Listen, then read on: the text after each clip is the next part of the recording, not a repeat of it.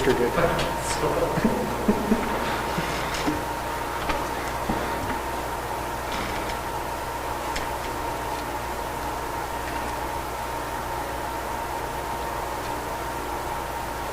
Watch live now.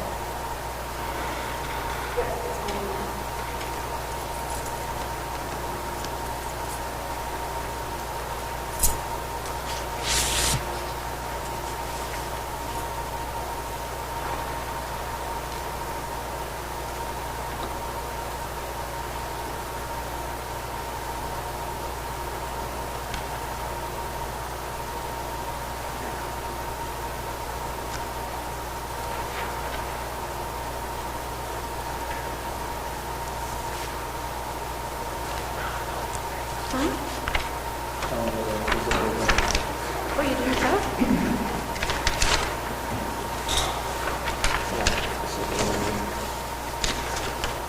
Okay, I have 5 o'clock Apple time. We'll call this meeting to order, please. There should be a resolution for the adoption of the agenda. Resolution number 2021-205, moved by myself, seconded by Councillor Murphy. Resolved that the agenda be adopted as presented. Call the question. All those in favor is carried. All right, well, good evening, everyone. The purpose of the meeting is to review the order regarding the removal of the roof structure at 226 Fisher Avenue in accordance with Section 244.1 of the Municipal Act. The general procedure for tonight's proceedings will be the building inspector will make a presentation. Mr. Kabelka and his lawyer will have the opportunity to ask the building inspector questions. Mr. Kabelka and his lawyer will then have the opportunity to make a presentation. And then if the building inspector has any questions, he may respond. Most likely, council will take all the information under consideration this evening, and we will advise you of our decision at a future date. So if we'd like to start, then I give Mr. Maddox, the building inspector. Good evening, Mayor and Council. This is an issue that's been going on for some time. We won't get into the history, but as you can see by my first note, May 7th, 2020 is when I first became aware of a roof structure at the above address that the neighboring building had pointed out some concerns. As you can see in the picture, there's 3 windows. The first window, closest to the top edge, is a kitchen window. Middle window is a bedroom, which I'll refer to as bedroom 1. And then the last window is bedroom number 2. Again, I'm not going to get into the history of how many times we've met and what we've done in the past. It's strictly of what exists now. I'm going to focus mostly on what our bylaw says. Reason for that is the building code and the fire code that we operate by has been adopted by that bylaw, and it gets to be a very convoluted document. It's a non-linear document.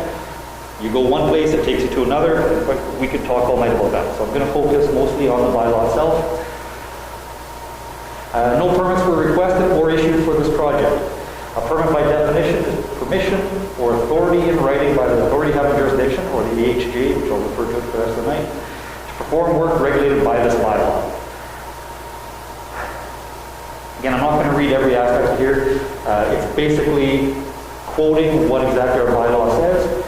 The scope of the bylaw applies to construction, erection, placement, renovation, demolition, relocation, removal, occupancy, or change of occupancy of any building or addition to a building.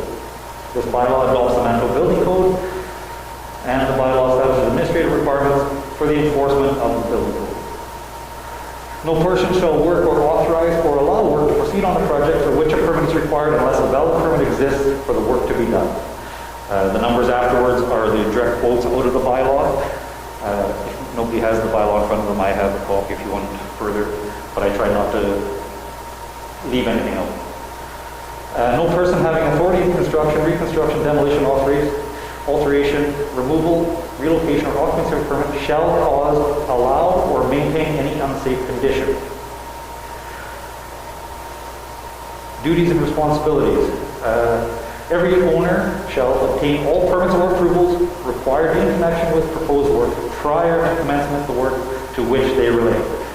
As I showed you in the first picture, this is when it was brought to my attention. The roof is complete. Although there were some details that were finished after the fact, this is what was found on the state. When I talk about the unsafe conditions would be the front window, second window, third window.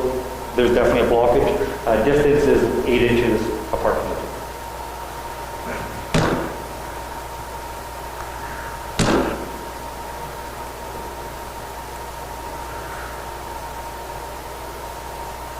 Unsafe condition also because the design of this roof would fall under what's called Part 4 or even Part 9 of the building code, which is your small homes or your homes and small other buildings.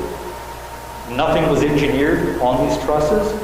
Therefore, there is no way of verifying what was under there. It was confirmed by an engineer hired by Mr. Cavalca that there were issues with the construction of the structure itself.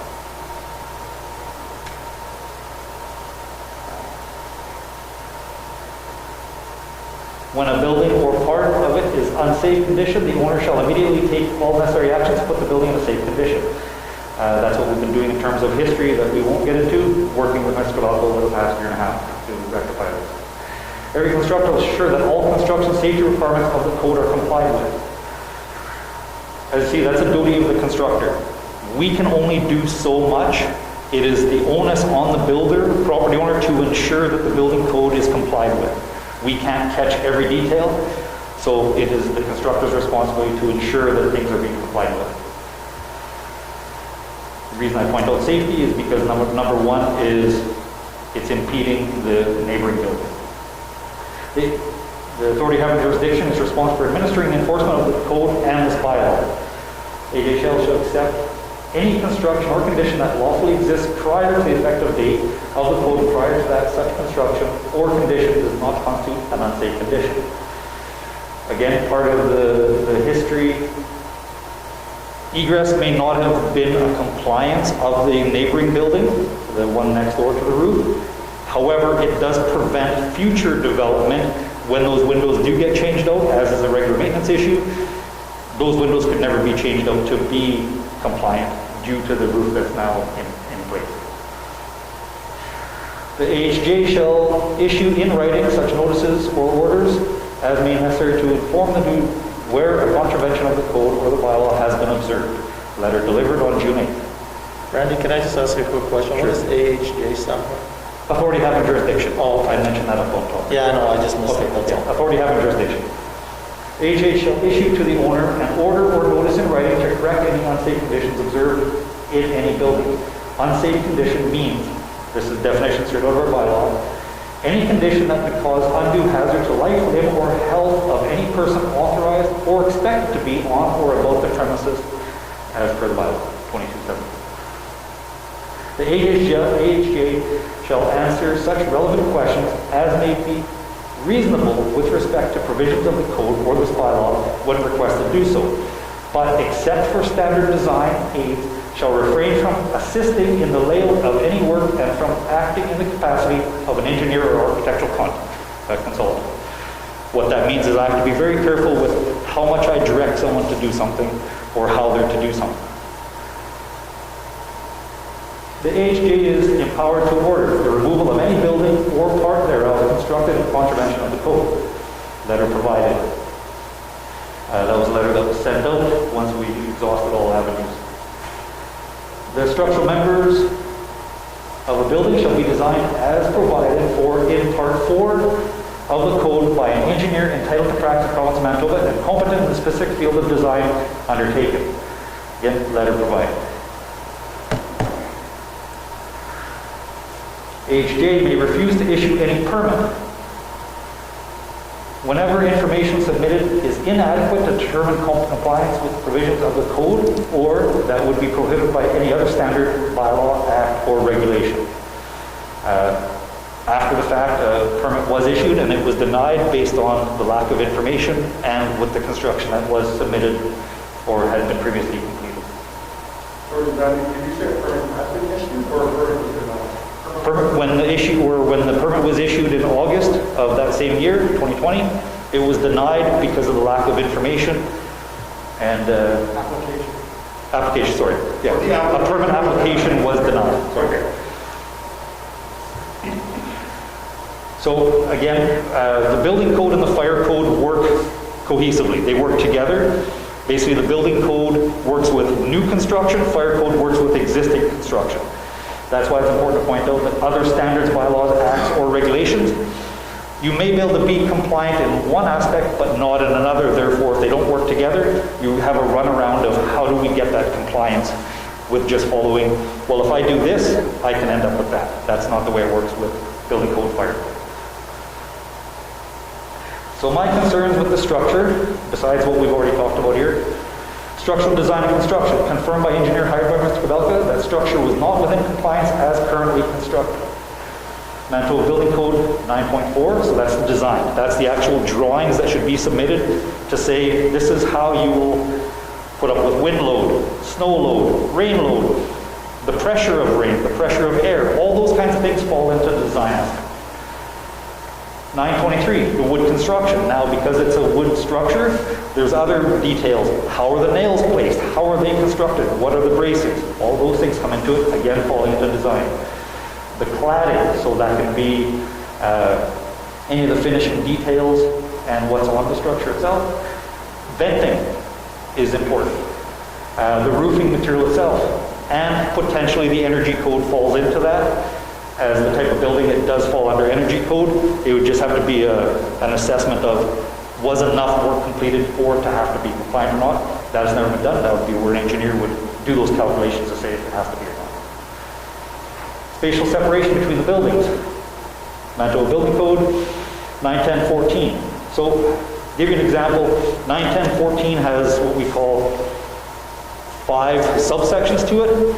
Then there are 29 sentences that are part of it that define if you do this, you have to go there, and you do this. It runs all over the place again. Non-linear document.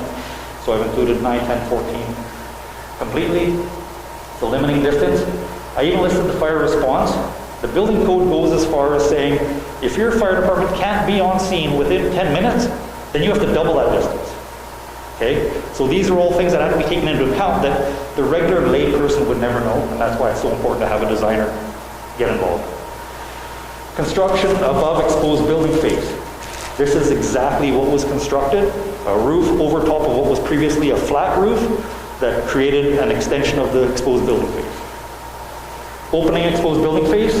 Now, there's no openings in Mr. Kabelka's roof. However, 8 inches away there are, which means you have to take that into account because the building code doesn't work out well. If I do it first, the other guy is out of line. You have to take it into consideration when building.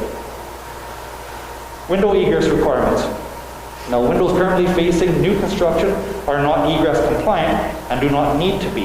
However, this new construction prevents the ability to be compliant in the future when windows are changed out, which typically is about every 25 years. So you can't now say, well, I guess I can't have an apartment block because the windows will never be able to be compliant. Manitoba Fire Code, maintain all means of egress in good repair and free from obstructions. There'll be a picture a little further down where I'll explain part of that. Windows provided to facilitate access for firefighting operations shall be maintained free of obstructions. Means of egress shall be provided as per Manitoba Building Code. So, the front window that I was telling you about at the top there, that's the view of the kitchen. That window is approximately 5 feet high. This roof edge here is about 6.5 feet on the top of his roof. As you can see, the distance in between this wall and that wall, which is not cladded currently, which is an extreme fire hazard, is 8 inches away. View from bedroom 1. So this is with one snowfall on it. You have approximately 10 inches of snow here. I want to draw attention to this piece of tape I put here. There was one of the remedies that was proposed was changing out the windows at Mr. Kabelka's expense to make sure they're egress compliant and save his roof. That would be the legal maximum height of the window being placed. Based on that distance to that distance and across the window does not give you the current 0.35 requirements of window egress, which means it's not even an option to put in a window, especially with the snow load that's there. That would become a maintenance issue, which you also can't have. This is out of the second window, the last bedroom window, the third window out of the three. And again, you can see that still an obstruction in front of those windows. This was after our first snowfall this year. As you can see in front of the windows that exist, that becomes a problem in terms of maintenance, and if those were to ever be compliant, would still be an issue with egress. So, just to finish off, this construction is not solely about the property at 226 Fisher Avenue. The construction of this roof must be constructed as it relates to the neighboring property, as well as the owner's building. There's rules that Mr. Kabelka's roof must follow, but also has to take into consideration what it does to the neighboring property. I also looked everywhere I could in town. Precedent does not exist anywhere in town that would provide for a comparable build as an example. So I wouldn't be able to say, can you go look at Gene's Electronics or somewhere else in town that has a similar, doesn't exist because of the violations that would never be approved if a building permit came forward with what has been submitted. That's all I have. Thank you. Do you folks have any questions of the building inspector? Well, we came to an agreement. There's a lot of it I disagree with here, but I don't have mathematical numbers. He said it can't possibly put a window in there at any time. I disagree with that totally. What he's saying here, he hasn't brought up a single thing. This is all prior to our meeting with town council on the last time. Since that time, I came up with a plan to lower that whole part of the structure. We came to total agreement. Is it you requested and to have it come up with some sort of a solution. So we agreed that our engineer, Graham, everybody involved will get together to see if we can come to a solution. I had 3 meetings with Graham. The first one I told him what I could possibly do. He said that was okay. It sounded like it might work. So he said, draw out a diagram of what you're trying to do. So I drew up a diagram. The second meeting had Graham and Randy in the meeting. He said, okay, well, we'll have to, there's a couple of things we don't know about. The third meeting was a meeting with Graham said, we can't go forward with this with your engineer. Let's have a meeting first. We had a meeting with all 3 of us. We came to a total agreement that this is how it could be achieved. That's why he drew up a second engineering drawing. Why did he draw up a drawing if we weren't in agreement? He drew up a drawing, submitted it. Randy asked me when I could complete the project. He made a suggestion to talk to Art to see if he might want to change his window. It might be more convenient at the time when we're doing the project. He suggested I put maybe a vent in my other room. It might make it a little bit better. We totally had an agreement. And 3 weeks later, I got the Dinano one. We drew up a whole new engineering plan, the total agreement between us. That was just fine. Some of his things about construction too, at the time he said I couldn't do it. As he suggested to you, 4 feet from the building, I can't use building combustibles. But then when we came to our last meeting, he said, I have a choice. I said, I'll build it out of metal. At our last meeting, he said, you have a choice, build it out of metal or build it out of wood with firewall drag guidewall and metal cladding. I could do either one. I said, well, at this point, with the cost of building materials, like I said, I would choose to engineer with metal.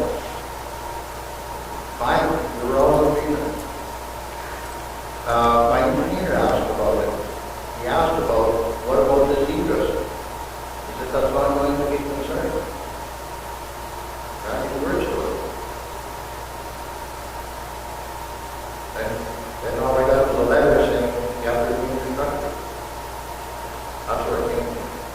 I think it's worth mentioning too that the letter received providing the notice to remove the structure didn't mention any of the sections that we just heard of now. That's my perspective. No one knows that's what it's from.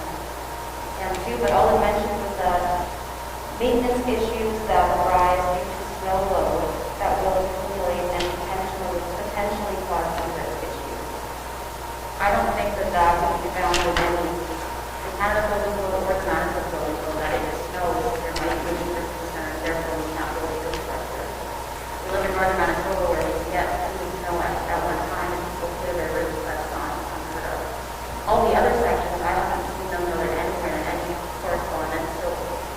be difficult for Ken to try to address those concerns when he's not being provided with the sections that are being referenced today. I just think it's extremely difficult for a person to attempt to build something in compliance with all of the schools and not having the access to it. I don't know how someone could possibly try to figure that out on their own without asking for legal help so that research can be done. I also don't know if it would be valid to suggest that it's okay now that there's no egress on the building, but if the roof is built, then we might be concerned that there's no egress. I don't understand how that makes any sense. Either way, there's no egress there right now. Can I ask about, There has not been egress there for over 18 years, for sure. There has not been egress. I gave the presentation the first meeting we had. If you look at that, you can see the bars on the they've been there for at least 18 years that I know, and maybe more. you felt you had an agreement in place? Pardon me? It's a terrible word, right? You felt that you had an agreement in place?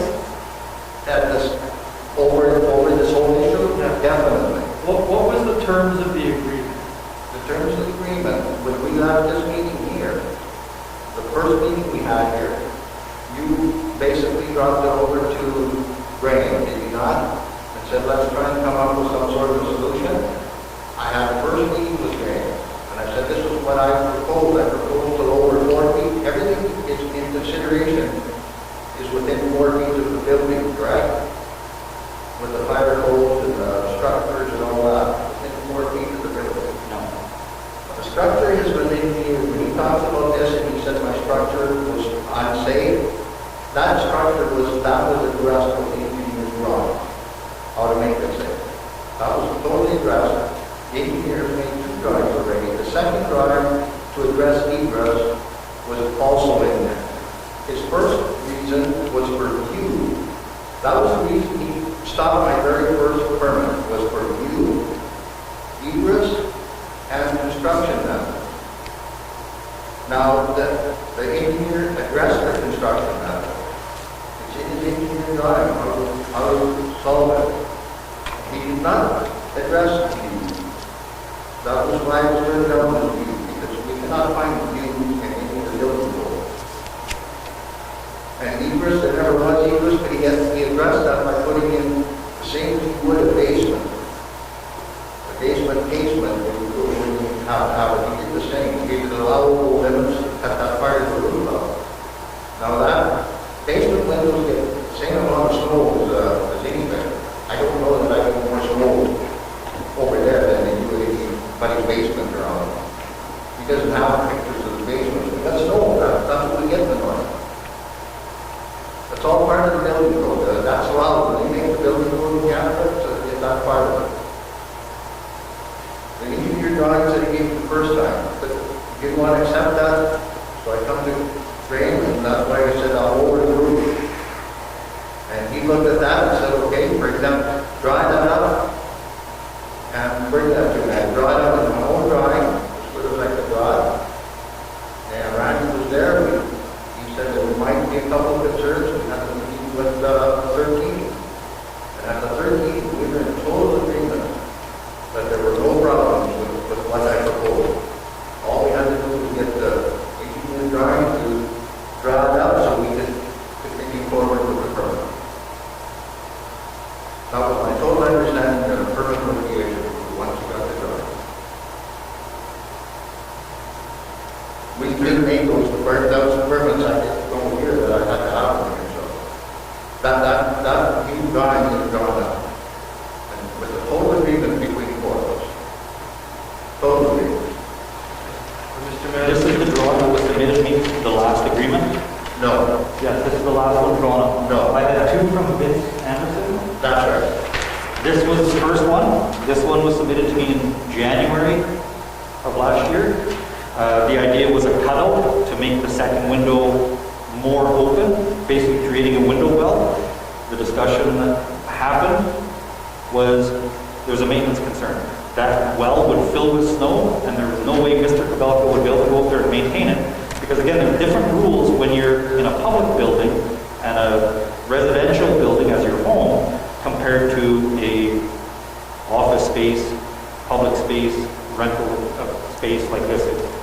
different rules apply, and the fire code is applied differently. We've had this discussion in the past with council. The fire code applies not only to commercial spaces, private dwellings, but in a different capacity. There's expectations, but there's no way, I can't show up in someone's house and say, you have to do something. Whereas in a public space, I can.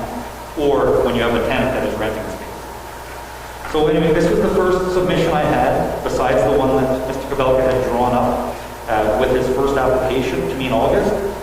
His first drawing had no details. It was basically a slapped together best drawing that he could do by hand.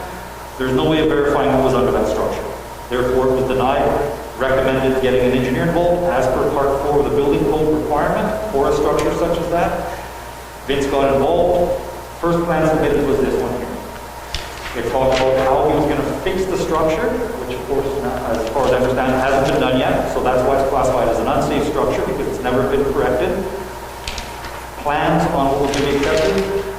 The cutout would not work from a maintenance perspective on a fire code. Also, it doesn't eliminate the spatial separation, which was always part of our discussion. Next drawing I received was this. That was the next drawing from Vince Anderson. And if you don't know what it is, really, unless I wasn't on that route, I wouldn't know what it is either. Okay? So basically what it shows is a cutout back 4 feet and then a slope to it. That was the engineer drawing that was submitted to me to approve. Obviously can't approve that based on the details provided on how they're going to address it. The last drawing submitted was made by Randy, On that, the one that you just had prior? Sorry? Yeah, that one. What is, like the rectangle in between? So this is showing the roof that Mr. Kabelka has constructed. Right. This is the neighboring building. That's just showing 4 feet of space. Oh, okay. Okay. So this space is supposed to be clear the egress from this area. But is that rectangle roof as well, due to the cutback? This isn't a cutback, that's just strictly a measurement, showing Okay. a distance Okay. from here to there. Okay, thank you. The last drawing submitted, which was, as per the discussion with the last meeting we had agreement, where we felt we had an agreement, if an agreement had been reached, a building permit would have been issued. So this was constructed by Mr. Kabelka, kind of a three-dimensional drawing to show where you're going to cut back and leave this up. And there's the grid line, the red line being the original height, the blue line being the new height. Which again, yes, it's nice to say that this is corrected. However, existing, you're going to have a snow load, which is all spelled out in the building code. You have a back portion in the appendices, which tells you specifically what to expect on an average, specifically in the pod. Tells you wind load, snow load, all those kinds of things. So this was the proposal to go to this height. It still didn't eliminate the structure being built on top of the roof, which have different expectations. Again, lacking details, no way I can approve a permit based on this, and not allowed. Had a discussion with the Office of the Fire Commissioner. Of course, they don't have every detail involved in it. However, I said, I just want you to look at this on the surface without all the details, and they right away brought up the egress and spatial separation between the buildings. There's a reason there wasn't a sloped roof on that roof before.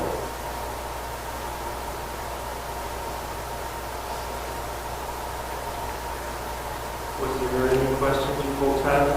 Well, just on, starting up from his last comment, when he said he talked to the fire commissioner about egress issues, they had egress issues. Did he show them that the bars were on the windows?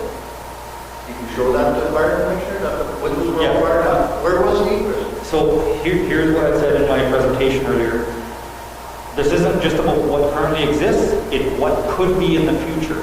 Now, what that means is the neighboring building now is limited with ever changing out those windows and can never be compliant. Therefore, he would have to basically eliminate that suite in the future because the code adopts grandfather items. Everybody knows that. If everybody had to change to the code of the day, you could never afford to own a property, right? That's why certain things, when you add or change a building, the building code comes into compliance. But the fire code always exists. I totally disagree with that statement.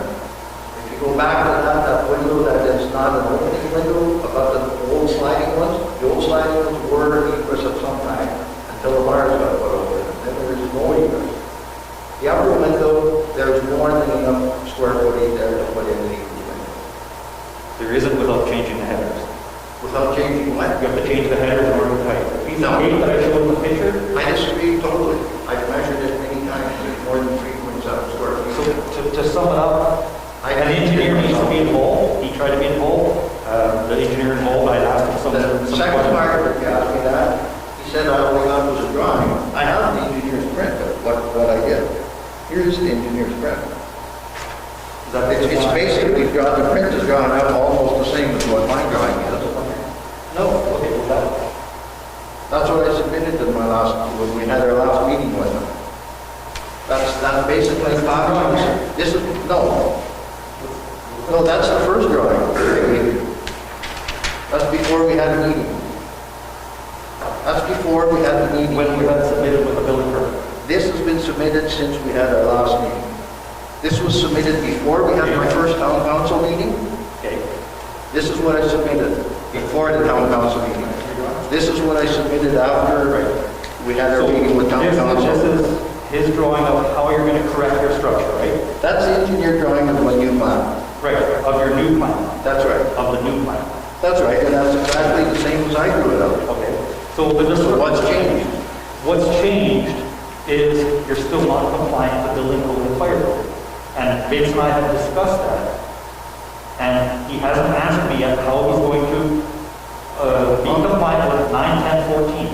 How did I not make a building code? What part of the building code did I not I comply think that's with? what the presentation is. Well, you're just making things up there. but you're We not don't make showing things what up. building code. Those books right there. Guys, if I could... It's built out of metal. If you could address us, please. He gives me numbers, he's telling me it's not built according to, because of the load values on it. The engineer drew it out to the Your load current value. structure, which is why we're here today. The parameters of our hearing today is, why did we do what we did, and what are we going to do about it? The current structure, as it sits, is nowhere near compliant. Not only is it an unsafe structure, it's caused deficiencies to the neighboring property and its occupants. Now, how do we correct it? If he wants to rebuild it, it still has to come down, but in the meantime, we have to see plans that will be viable. Because right now, the neighboring building has not been able to be occupied for almost 18 months because of the concerns with life safety. You need this to send it to somebody, I don't know, it's engineered. I don't know if I can ask the question, but with that 4 foot, like I heard you say the 4 foot space? Well, that's... Yeah. So does if that's that 4 foot space, it still doesn't meet the code? No. Okay. So, That's all I needed to know. I just because it doesn't give you spatial separation that's required For the skin building. between the buildings. So how much spatial? Based off of, I just pulled it out, I can show it on here. Fire response in the town of Paw is at least 10 minutes or more, which means you have to double the limiting distance, or cut it in half what's allowable is the way they word it, which means doubling the distance, which actually means 13 feet. From here? Yes. That is what the current code, based on the way it's structured, that's where you need to be. based on the current structure, If how it's you wanted to have structured a right roof, now. you would have to be there. Based on how it's currently constructed, so you have to remove 13 feet of that roof. So you're saying 13 feet between two buildings, before you can build it? Not between buildings, between what you construct. What you currently construct, we're only talking about what you currently have constructed. We're not getting into remedies or anything else because we haven't had anything submitted that would be compliant. The current structure, it doesn't matter what those drawings show, what we currently have is not compliant and can't be brought to compliance. Is there no other points of entry? That's why it's concerned. From the fire, like, from the fire's perspective? You're saying it has to be 12 feet? Right, so what you have is a limiting distance, and again, it's hard to get into building code too much because we'll run in circles all night. So, Mr. Kabelka's roof does not have any unprotected openings, what we refer to them, right? Windows or doors in his structure. But the neighboring building, which is very close, does. So therefore, he has to take into account that he has over 4 square meters of windows that are just over windows, then there's another one just all through. Those have to be taken into consideration when designing. So again, you're not, if your building was a standalone somewhere, your roof would be completely fine other than the structure. So even though all the windows are boarded up and not accessible, We're not talking about getting it out. If his roof was to catch on fire, for example, okay, let's say he has a building a fire in his home. okay, When that fire builds, it then can go into the unprotected openings and light the other building on fire. That's why you'll notice the buildings all downtown are either clad in masonry product, or brick, or stone, or whatever, because we need to have those non-combustible components. which I think he was suggesting we should make it our metal, right? That doesn't change the unprotected opening on the window. Therefore, the limiting distance changes on Just the as metal. My old roof is 2 feet from the windows, from all the windows. Been 2 feet. And it's lower than the height of those windows. It's lower than the height. It's what? It's lower than the height of those windows. You have put a combustible surface. The wall, take a look at that, one of my old walls right inside, so. Right, and what's that? That's less than 8 inches from the window. What is the walls between the two buildings currently constructed? Mr. Chartrand has a masonry product, and you have metal on yours, on that stage. Right now, on your existing building. What you have built doesn't have any of that. We addressed that with our new plan, we said that. It's still so, again, we're not running all night, so we just can't, we can go through all night. I think you guys have had this discussion before. The question I have, Mr. Gabelka has a new plan or a new drawing? Not doing, sorry, that one, Graham, I think included that in your handout, and He can show it to you, he just made the presentation, he can show you this. So is that one, if that was in place, is that one compliant? no. Then why did you There's- have a meeting when there was no one? We had multiple meetings over time because we tried to work with. Like you say, Ron, it's basically, if you look at what I do and what he drew, is basically all that he And again, you keep referring to it as an agreement. What we did was take the information and review it. At no time, most of my job as a building inspector isn't going out and catching people doing something wrong or nitpicking builds. It's about plans review. I have to review the plan before I can issue permit. And then once I arrive at that scene, once you submit a plan, all I'm doing is verifying that what you have requested and I approve is being constructed. What part of the meeting that we had, the last meeting, was Graham and you and Vince and myself, what part of that was not understood from when he gave you the music and your drawing? I think What that- did you see that wasn't in there? I think the key word you used, I think your key word that you used when you said about the meeting, you said this might work. Because you said my words. You said the words, this might work. So yes, draw and submit. Not the last. I can't hear you guys. Just a clarification question, Mayor. So just so I understand, because I haven't seen the drawing, so this drawing that Mr. Kabelka has is a metal constructed building or roof that has a 4-foot space between the neighbor's building and his new roof. Yeah, but the non-compliant part is because the height of the roof, well, the height of the 4-foot, the new roof is higher than the window sill? Is that what I'm? So there's, again, we can run in circles wherever the building. Oh, I just need to- So let's say I look at his plan and say, yep, this structure looks okay.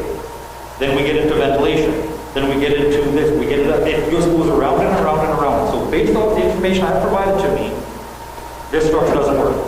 Candid discussions with Mr. Anderson, the engineer on it, I said, how does this comply? And he, to this day, has never been able to answer that question. Because of course, that's what the delay was in the first set of plans.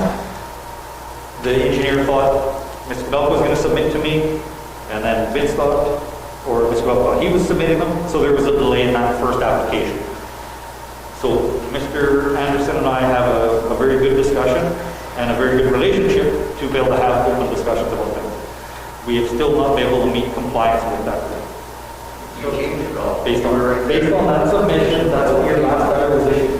Did you mention the 12-foot requirement when you meant to draw that up? That's not my responsibility. My responsibility is to ask Vince, how does this comply?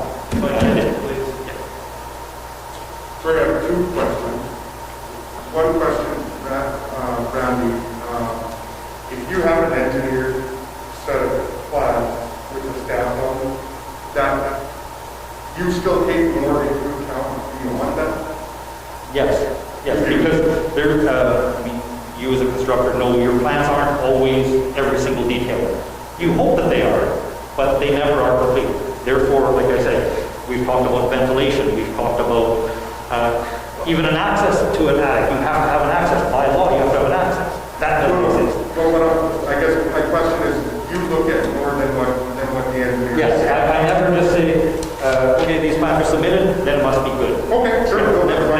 Because again, there's always details, and keep in mind that you're drawing plans all the time, and a lot of times it's like change a dimension and press print.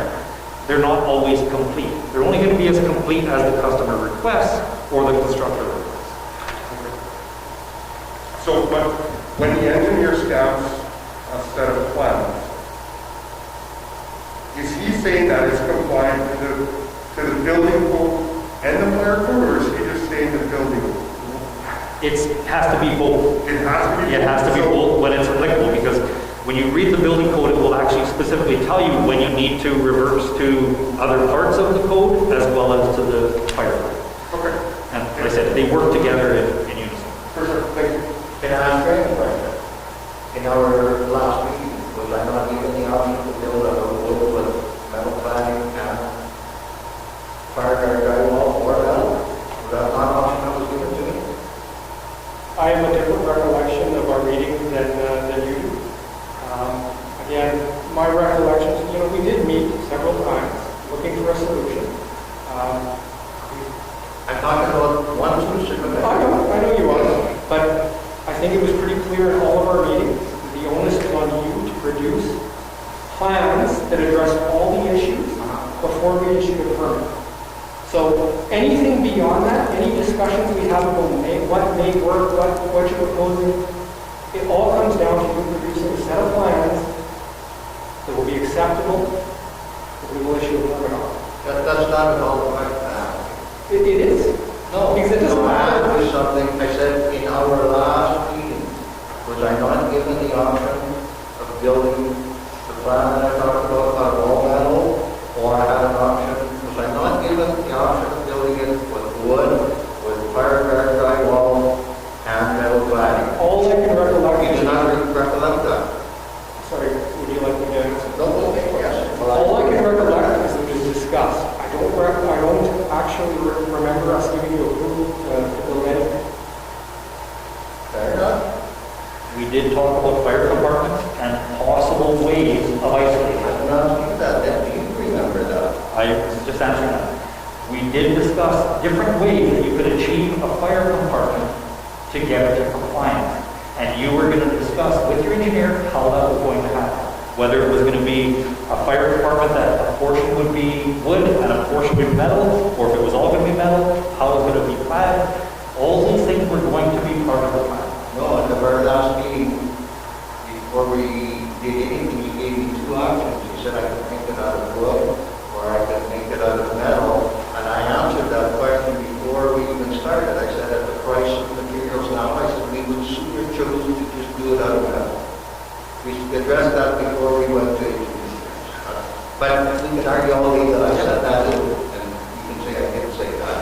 I'm just telling the people here what I said. You can believe it or you don't. So at the end of the day, Just wait till I can ask a Yeah. question. The plan that you have now, Ken, is it stamped by an engineer? Absolutely. And what's the date on that? It's down here.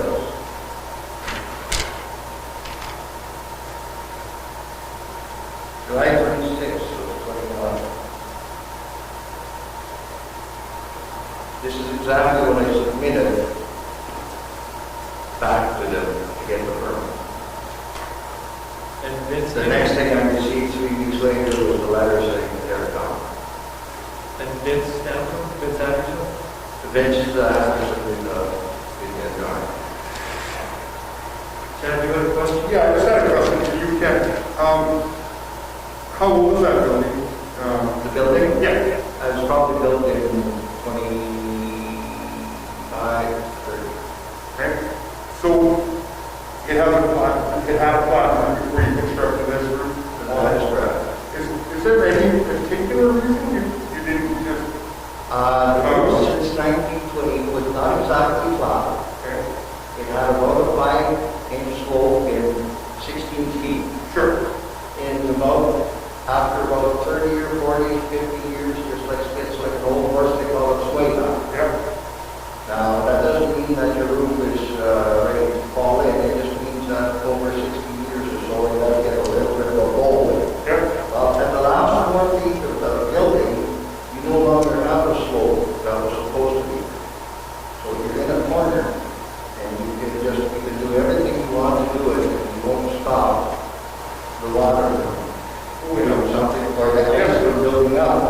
It's a hazard because snow will go over the other roof, because that's what the snow does when it goes at the highest roof, and keep going the snow down. When it goes the snow down, that snow will melt and create some ice.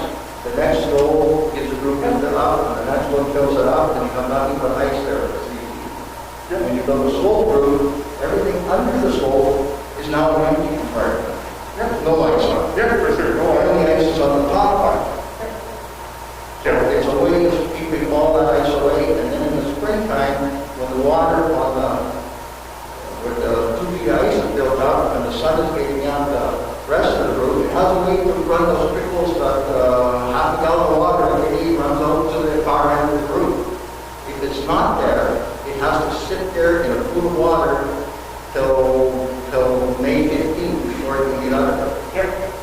And then when it does get out of there, it goes between them all. That's the reason it does it. It's not just something I wanted to design or something I did just for the fun of it. for sure, no, I understand. My question was, why do you want to go to a slope roof rather than stick with the flat That's roof? right, it gets water.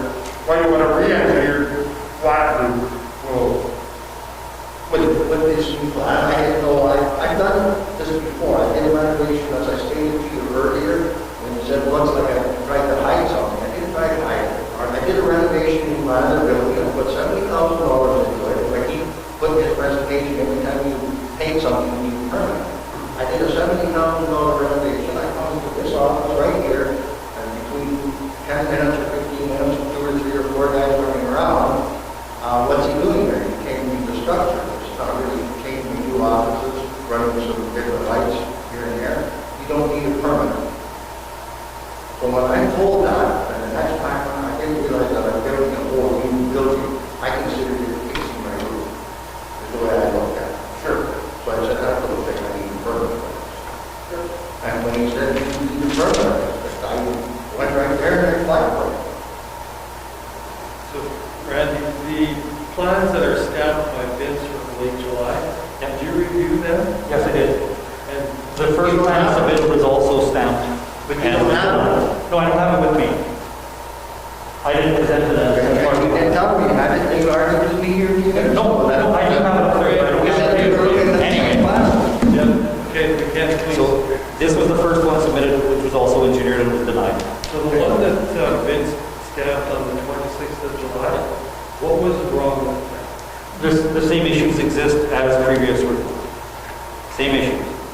Only difference was is now there was non-combustible construction involved, but you still have your other maintenance issues, the 4 feet separation, which, as Mr. Kabelka just pointed out, you get the snow blown off the one roof onto the next one, now you have 3 feet of snow because you've created another wind tunnel. In the opinion of the building inspector and the fire inspector, that will become a maintenance issue. I had asked if he would address that, he said no. And as is pointed out by his lawyer, that he would also not enter into an agreement for It's maintenance. the same way as if someone's got a tree in the yard, somebody's heat blow on somebody else's tree or on my tree into somebody else's yard, it's not my leaves anymore. I think any reasonable person would not enter into an agreement. The idea was that Ken would have to enter into an agreement with the neighbor, saying that he'd be responsible for all. Not with the neighbor, not with the neighbor. The neighbor is Please, the let us speak. Can you show that to me where I'm in? One at a time, please, guys. We're repeating ourselves now. Please go ahead. I don't think it's unreasonable for Ken to not want to sign a contract with his neighbor saying that he will remove all snow. It wasn't with the Ahead neighbor. of time. Just to be clear, it wasn't with the neighbor, it was with the town because we were asking to circumvent the fire code. If he wanted to agree that he would make sure that that space, that's why we have snow days, for example, in the town hall. The school shuts down very rarely. It's not because of the cold or the snow, it's because they can't physically get to all the exits to make sure people can be safe in the interior. Same as this. Excuse me, did you have anything else? What if Ken was physically unable to shovel one day? They're going to sue him for breach of contract? And that's why it's important to not have things that become maintenance issues. That's the importance of it. That's why the fire code specifically says, don't create a situation that is a maintenance issue. Okay, thank you. Does council have any questions?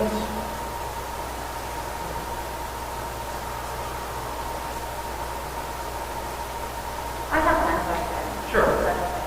So as I understand it, under the Municipal Act, you can order to remove a structure landscaping issue, right? So my question would be, can we not state right here what would be acceptable so that instead of removing it, we can see if we can make it comply? Can we come to some sort of agreement on what that would be? Because it seems to me Ken can submit 10 more plans down to an engineer saying they're up to code, and there's going to be a new issue that comes up that he wasn't aware of previously. It's never going to happen.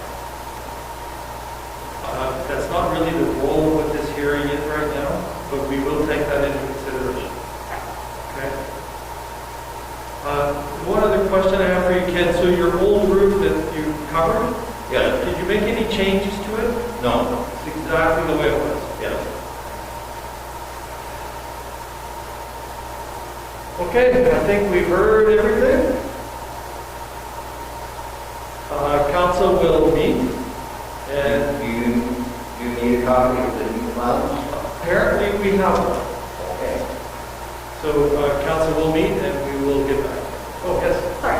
I also understand that you'll be taking into consideration the content of my letter from October 7th. Yes. I think it was. Okay. Thank you. Okay. All right. I think that's it for this evening, folks.